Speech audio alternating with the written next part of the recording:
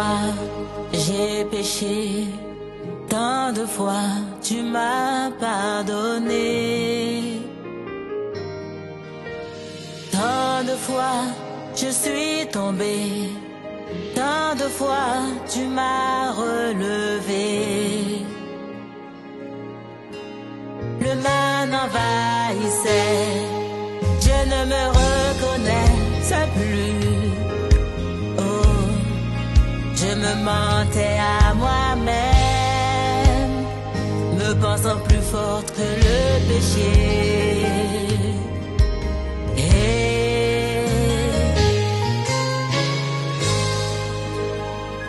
Pardon, pardon. Nous allons prendre le livre de Genèse au chapitre 2.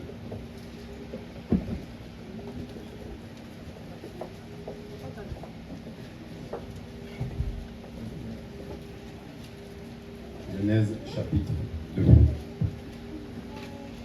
On va commencer du verset 7 à 9 et ensuite on va enchaîner sur le verset 15 à 18.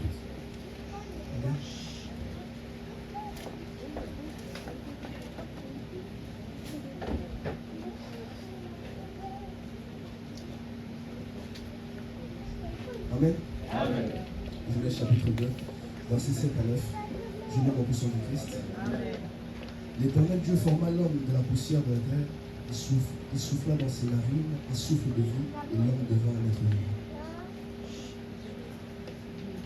Verset 8. Puis l'Éternel Dieu planta un jardin en Éden du côté de l'Orient, il y mit l'homme qu'il avait formé. L'Éternel Dieu fit pousser du sol des arbres de toute espèce, agréables à voir et bons à manger, et l'arbre de la vie au milieu du jardin, et l'arbre de la connaissance du bien et du mal. Verset 15. L'Éternel Dieu prit l'homme et le plaça dans le jardin d'Éden, pour cultiver et pour le garder. L'Éternel Dieu donna cet ordre à l'homme. Tu pourras manger de tous les arbres du jardin, mais tu ne mangeras pas de l'arbre de la connaissance du bien et du mal, car le jour où tu en mangeras, tu mourras. Verset 18. L'Éternel Dieu dit, il n'est pas bon que l'homme soit seul, je lui ferai une aide semblable. Amen. Amen. Nous nous levons, nous acclamons la parole de notre Seigneur.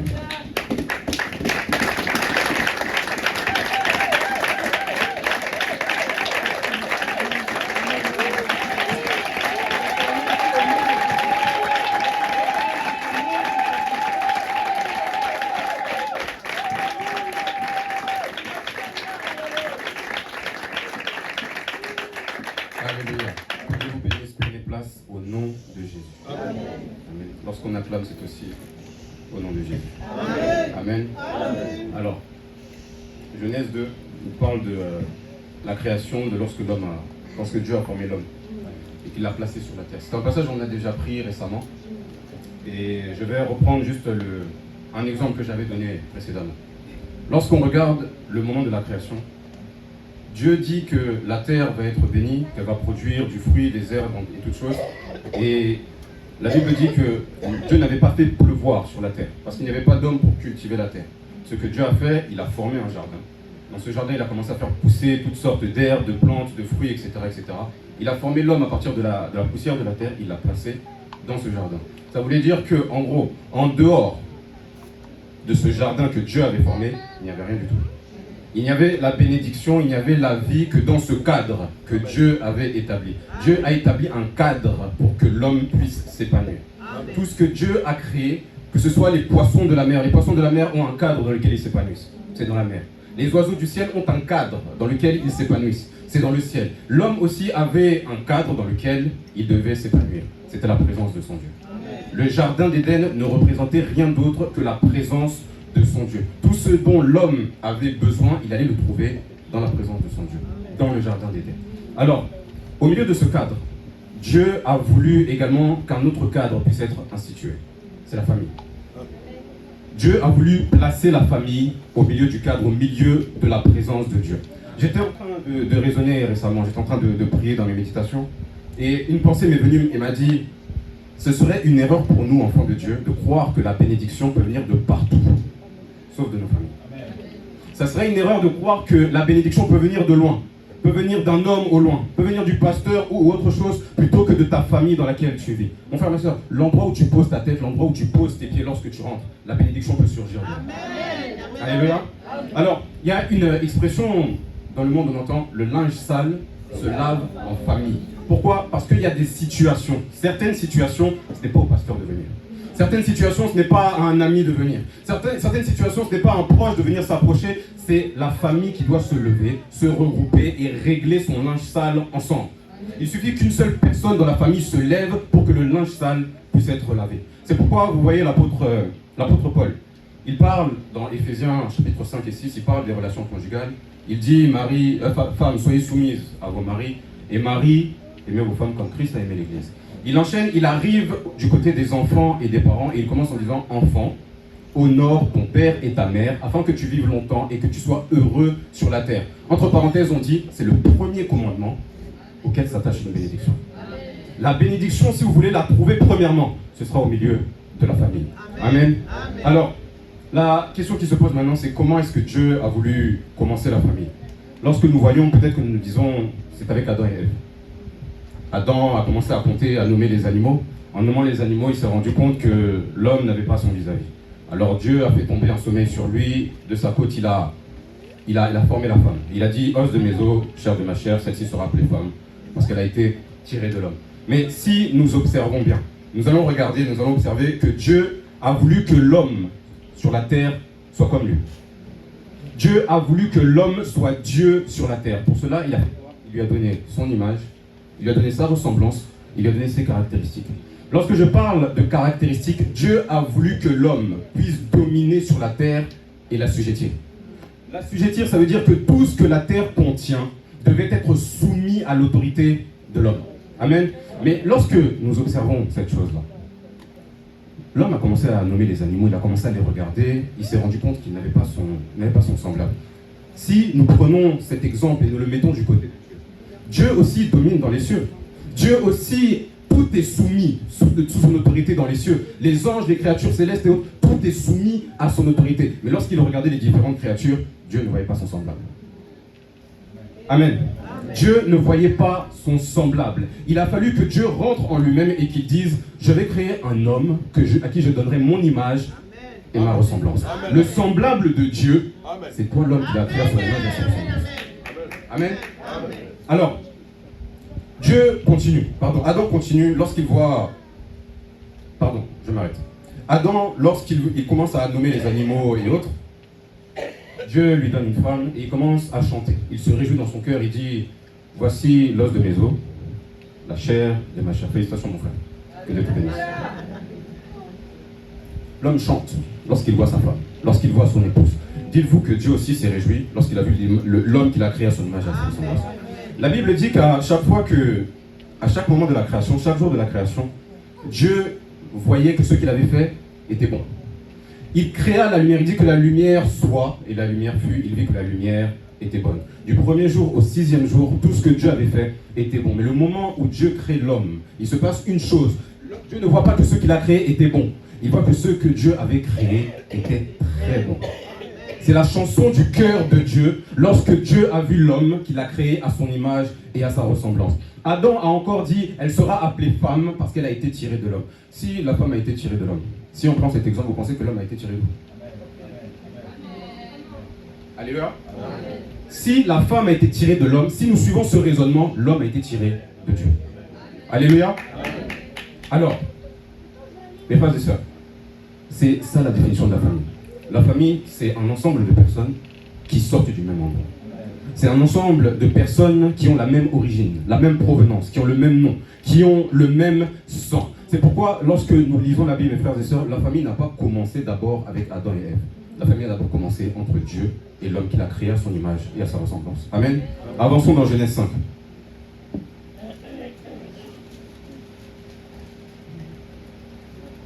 Genèse 5, du verset 1 au verset 3, s'il te plaît, mon frère.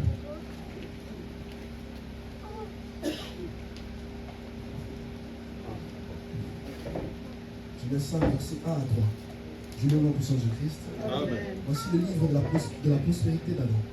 Lorsque Dieu créa l'homme, il le fit à la ressemblance de Dieu. Il créa l'homme et la femme, il les bénit, il les appela du nom de l'homme. Lorsqu'ils furent créés, Adam, âgé de 130 ans, engendra un fils à sa ressemblance, selon son image, et lui donna le nom de Seth. Amen. Amen. Dieu, lorsqu'il a créé l'homme, comme je l'ai dit, il a donné à l'homme son image et sa ressemblance. Dieu a établi un principe. Dieu a établi un principe. Celui qui est père a la capacité de transmettre ce qu'il a à sa descendance. Il a la capacité de transmettre ses caractéristiques, de transmettre ses traits, transmettre un héritage à celui qui vient après lui. Adam était Dieu sur la terre. Dieu a voulu que Adam soit comme le père de l'humanité, c'est-à-dire qu'en Adam, toute l'humanité habitait.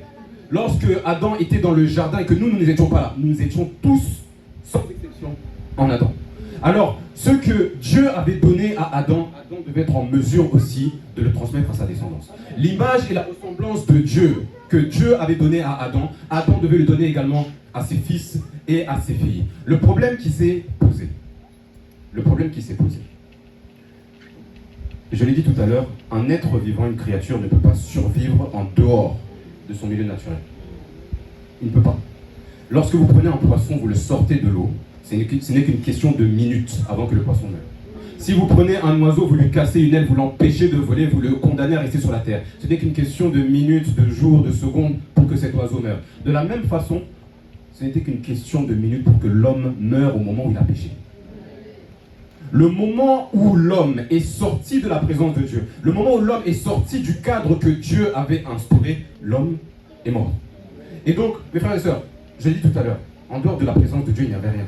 Il n'y avait que la sécheresse, il n'y avait que la mort, il n'y avait que le désert. L'homme n'allait rien trouver de bon en dehors de ce cadre que Dieu avait établi. Mais si vous regardez l'intérieur de ce cadre, l'homme était heureux. L'homme avait la joie, l'homme avait son épouse, l'homme avait sa nourriture, l'homme avait sa bénédiction, mais l'homme a cherché plutôt à aller voir ailleurs. Vous savez, mes frères et sœurs, lorsqu'on était petits, il y avait des fois où, avec les parents, peut-être on passait à côté du parc.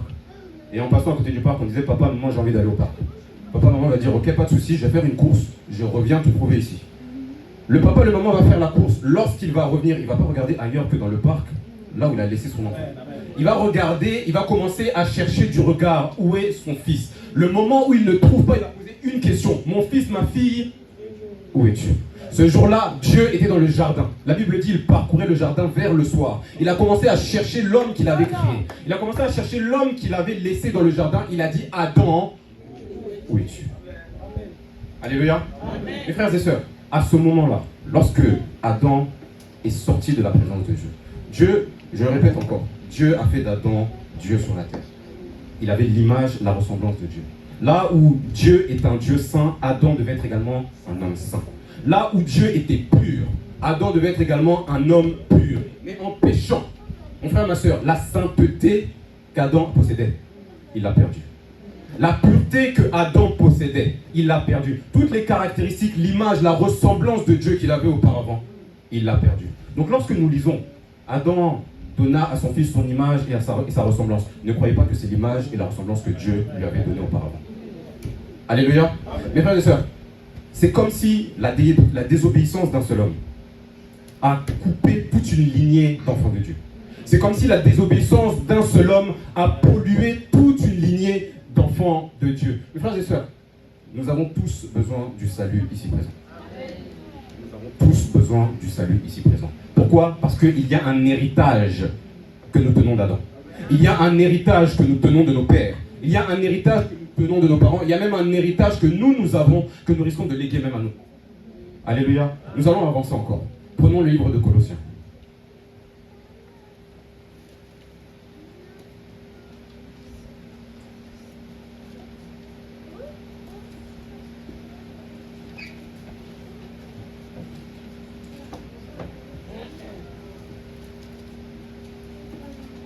Le livre de Colossiens, chapitre 2, versets 13 à 15. Colossiens, chapitre 2, versets 13 à 15. Je lis en puissance de Jésus-Christ. Nous y sommes.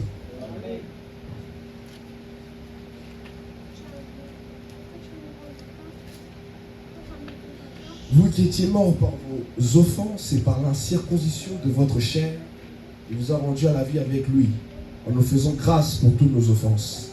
Il a effacé l'acte dont les ordonnances nous condamnaient et qui subsistait contre nous. Il a détruit en clouant à la croix. Il a dépouillé les dominations et les autorités. Il les a livrées publiquement en spectacle, en triomphant d'elles par la croix. Amen. Amen, amen. Alors, j'aimerais rentrer dans un thème que notre frère justement nous a prêché il y a quelques mois. C'est la juridiction. Lorsqu'on parle de la juridiction, on parle de ceux qui ont le pouvoir de juger, de rendre des décisions judiciaires. On parle de tous les organismes judiciaires d'une nation, d'un pays ou d'un État. Donc ça va concerner les tribunaux, ça va concerner les magistrats, les juges, les avocats et tout le reste. Mes frères et sœurs, si nous voyons que sur cette terre, il y a des lois humaines, croyez bien qu'au ciel, il y a également des lois au ciel. Dieu a également établi des lois. C'est pourquoi notre frère nous a prêché la dernière fois sur la juridiction de Dieu. Il y a des lois, il y a des principes. Mes frères et sœurs, lorsque nous lisons la Bible, on le voit déjà très clairement.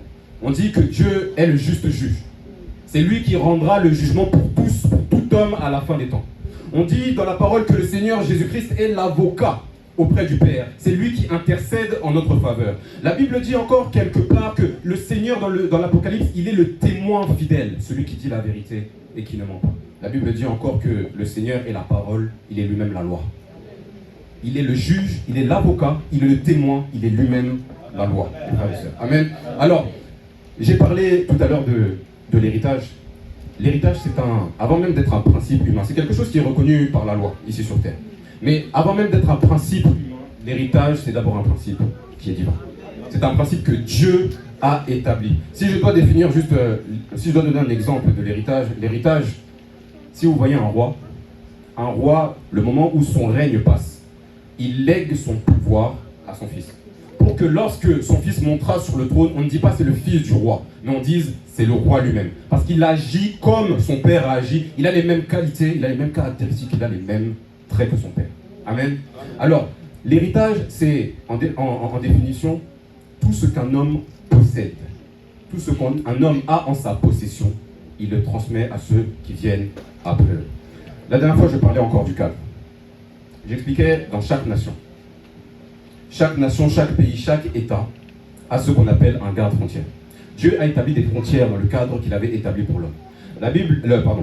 Chaque pays a sa frontière, Et dans chaque frontière, dans chaque pays, il y a ce qu'on appelle des gardes-frontières. Les gardes-frontières sont des militaires dont la mission est de s'assurer que personne ne va violer la frontière illégalement. Lorsque quelqu'un viole la frontière illégalement, il y a 3 choses qui peuvent se produire. La première chose, vous pouvez juste vous en tirer avec une amende.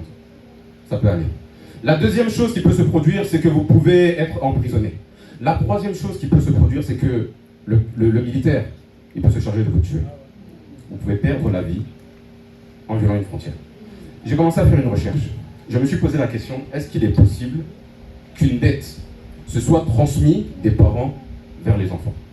J'ai regardé, j'ai cherché l'exemple que j'ai vu. J'ai vu si un père avait par exemple des voitures, des maisons, des richesses et autres, et qu'il avait des dettes à côté. L'enfant, ou bien il accepte l'héritage de son père, y compris la dette, ou bien il choisit de dire non, je refuse l'héritage de mon père, ainsi que la dette. Mes frères et sœurs, Jésus-Christ est venu payer la dette. L'amende qu'on devait t'infliger lorsque tu as violé la frontière, Jésus-Christ est venu pour payer la dette.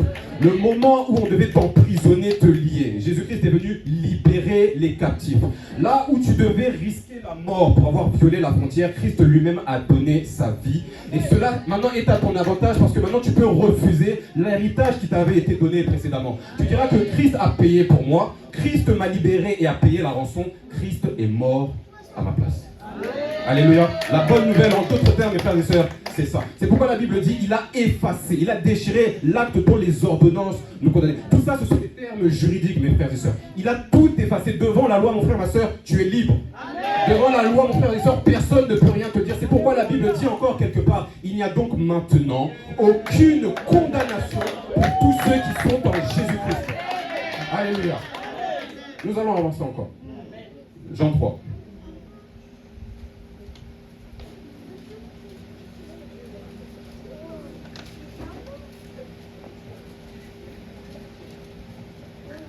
Jean 3, verset 3 au verset 7, s'il te plaît.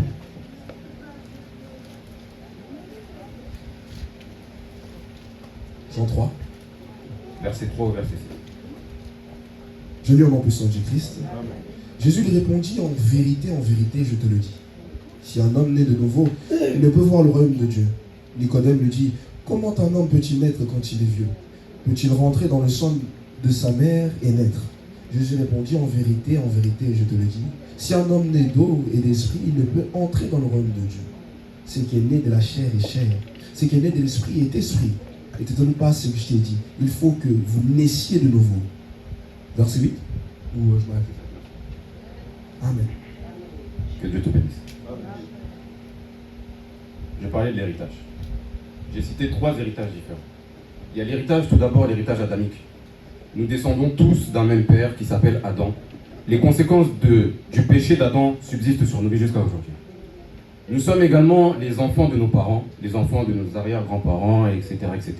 Les conséquences de leur péché demeurent également sur nous. Nous sommes également nous-mêmes les pères. Nous avons nous-mêmes la capacité de donner la vie. Il y a également un héritage que nous risquons de laisser à nos parents si nous ne sommes pas vigilants. À nos enfants, pardon, si nous ne sommes pas vigilants.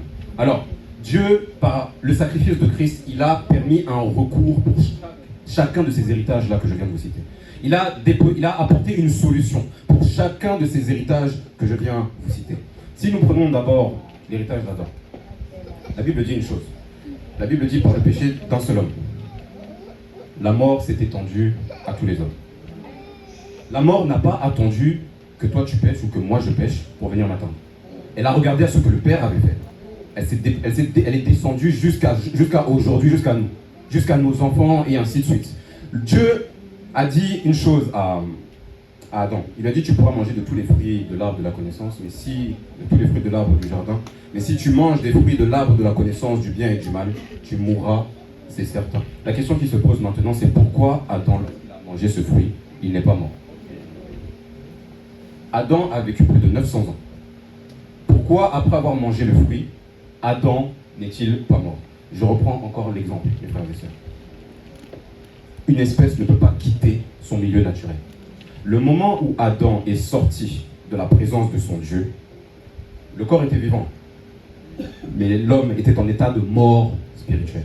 Le moment où il a péché, il a été en séparation avec Dieu. La mort, ce n'est rien d'autre que la séparation avec Dieu, mes frères et sœurs. C'est pourquoi vous voyez, une femme va accoucher d'un enfant, l'enfant vous le voyez vivant physiquement, mais spirituellement il est en état de mort. Nous sommes tous en état de mort lorsque nous venons au monde, parce que nous sommes séparés d'avec Dieu à cause du péché que Adam a pu commettre. Mes frères et sœurs, c'est pourquoi Nicodème se posait la question, il dit, mais comment ça, est-ce que je vais devoir rentrer dans le sein de ma mère et naître de nouveau? Le Seigneur lui a dit non. Ce qui est né de la chair est chair, et ce qui est né de l'esprit est esprit. Tu es déjà né de la chair, maintenant il te reste à naître de l'esprit. Mes frères et sœurs, je reprends encore le nom de Jésus-Christ. J'aime tellement prendre cet exemple-là parce que plus je creuse, plus je prononce ce nom, plus je vois des choses. Le nom de Jésus-Christ, je vous répète encore, vous prenez l'humanité de Jésus, vous l'associez à la divinité de Christ. En d'autres termes, lorsque vous regardez, Jésus est fils de Marie, Christ, il est fils de Dieu.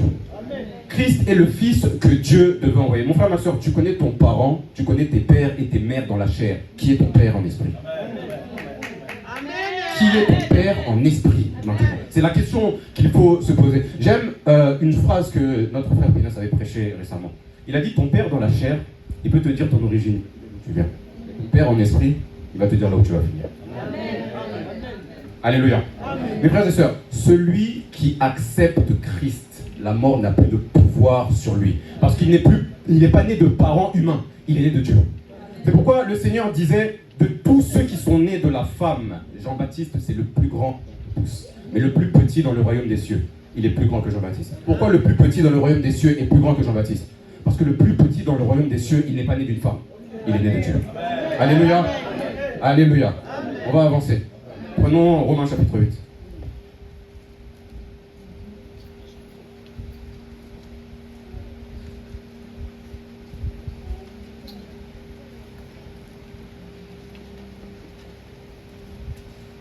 Romains chapitre 8. Romains chapitre 8, verset 14 au verset 17. Verset 14. Je lis en puissance du Christ. Car tous ceux qui sont conduits par l'Esprit de Dieu sont fils de Dieu. Et vous n'avez pas reçu un esprit de servitude pour être encore dans la crainte. Mais vous avez reçu un esprit d'adoption par laquelle nous crions Abba, Père. L'Esprit lui-même rend témoignage à notre esprit que nous sommes enfants de Dieu. Or, si nous sommes enfants, nous sommes aussi héritiers. Héritiers de Dieu, co-héritiers de Christ. Toutefois, nous souffrons avec lui, afin d'être glorifiés avec lui. J'estime que les souffrances du temps... Verset 17. Verset 17, Que Dieu te bénisse. La nouvelle naissance. La nouvelle naissance, c'est le recours pour l'héritage adamique. C'est la solution contre l'héritage adamique. Celui qui naît de nouveau, c'est celui qui comprend que pour éviter la mort, il doit d'abord accepter la mort. Pour éviter la séparation avec Dieu, il doit accepter de mourir à lui-même. En d'autres termes, celui que vous avez connu autrefois n'est plus. Voici le nouveau moi en Jésus-Christ. Celui que vous avez connu autrefois n'existe plus. Voici la nouvelle personne. C'est pourquoi la Bible dit quelque part, si quelqu'un est en Christ, il est une nouvelle créature. Les choses anciennes sont quoi? Elles sont passées. Tout ce qui vient devant toi, mon frère, ma soeur, doit être nouveau. Amen. Je n'ai pas défini tout à l'heure le recours. J'ai dit que pour chaque héritage, il y a un recours. Le recours, c'est un terme juridique aussi. C'est un terme que vous trouvez dans les tribunaux. Le recours, ça peut avoir deux définitions. Première définition, c'est lorsque vous connaissez vos droits et que lorsqu'on est venu vous accuser, vous demandez à ce qu'on puisse réexaminer l'affaire. Le recours, en deuxième définition, ça peut être une décision a été rendue, vous voulez aller consulter une supérieure. En d'autres termes, vous pouvez commencer une affaire, ça commence au tribunal. Vous faites appel, vous passez en cour d'appel. Vous passez ensuite en cours de cassation. De mesure en mesure, vous commencez à monter de niveau en termes d'autorité. Ça peut même finir dans le bureau du président. Le président peut même se saisir d'une affaire, et c'est là qu'on appelle la grâce présidentielle. Mes frères et sœurs, la grâce présidentielle, s'il y a des hommes qui vont consulter le président pour leur affaire, mes frères et sœurs, nous, qui est-ce que nous allons consulter? Nous qui ne sommes pas de ce monde, nous qui ne sommes pas de cette terre, qui est-ce que nous allons consulter, mes frères et sœurs? Il y a une autorité suprême. Alléluia. Je prends l'héritage maintenant, l'héritage familial. L'héritage familial, on a lu, verset 17, la Bible dit, si nous sommes enfants, non, c'est pas celui-là que je veux, verset 15, pardon. Et vous n'avez point reçu un esprit de servitude pour être encore dans la crainte, mais vous avez reçu un esprit d'adoption. Le recours contre l'héritage familial, mes frères et sœurs, c'est l'adoption. L'adoption, juridiquement parlant, c'est une procédure par laquelle une personne, un enfant, peut devenir enfant d'une autre personne en dehors du moyen biologique. C'est-à-dire que demain, tu adoptes un enfant, cet enfant n'est pas né de toi. Cet enfant n'est pas sorti de toi, mais il devient comme ton enfant.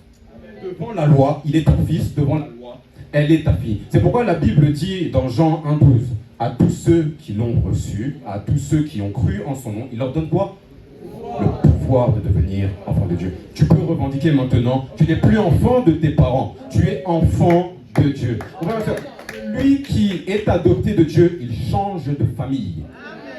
Celui qui est adopté de Dieu, il change même d'héritage, mes frères et sœurs. Tu n'as plus l'héritage de la famille lorsque tu entres en Jésus-Christ. Tu as l'héritage des saints, l'héritage que Dieu a promis dans sa parole.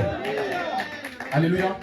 J'aime beaucoup comment, dans ces vendredis, on vient de terminer le livre de Chroniques. Livre des rois et livre des chroniques. Et lorsque nous voyons le livre des rois et des chroniques, nous voyons la succession des différents rois. Et en voyant la succession des différents rois, nous nous rendons compte comment la vie et le règne d'un père peut influer sur la vie et le règne de son fils. Vous allez voir qu'un père peut avoir formé des hauts lieux, être rentré dans l'idolâtrie. L'enfant, lorsqu'il naît, même s'il s'attache à Dieu de tout son cœur, il y a des restes. Il y a des restes. Vous allez voir qu'il essaie de se débarrasser de l'idolâtrie, mais il reste toujours des hauts lieux dans le pays. Il essaie de se débarrasser de l'idolâtrie, mais il y a toujours des gens qui consultent les faux dieux dans le pays. Mes frères et sœurs, tout ça a commencé comment? Avec Salomon.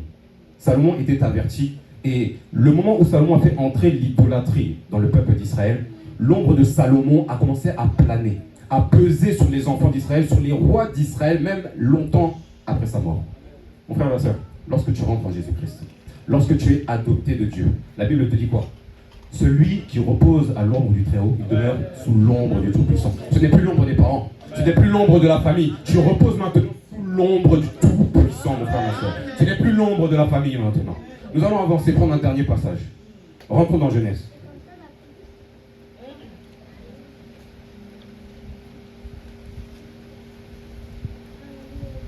Genèse 48.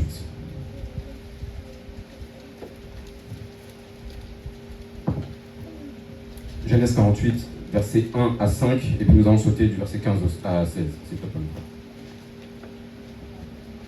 Genèse 48. 1 à 5, 15 à 16. Je lis en puissance du Christ. Après ces choses, l'on vint dire à Joseph, voici ton père est malade. Il prit avec lui ses deux fils, Manassé et Ephraïm. On avertit Jacob. On lui dit, voici ton fils Joseph qui vient vers toi. Et Israël rassembla ses forces et s'assit sur son lit. Jacob dit à Joseph, le Dieu Tout-Puissant m'est apparu à Luz, dans le pays des Canaan. Il m'a béni. Il m'a dit, je te rendrai fécond, je te multiplierai. Je te ferai de toi une multitude de peuples. Je te donnerai ce pays à ta postérité après toi, pour qu'elle possède toujours. Maintenant, les deux fils qui te sont nés au pays d'Égypte, avant mon arrivée vers toi en Égypte, seront à moi. Ephraïm et Manassé seront à moi, comme Ruben et Simeon. Amen. Verset 15 à 16. Verset 15 à 16.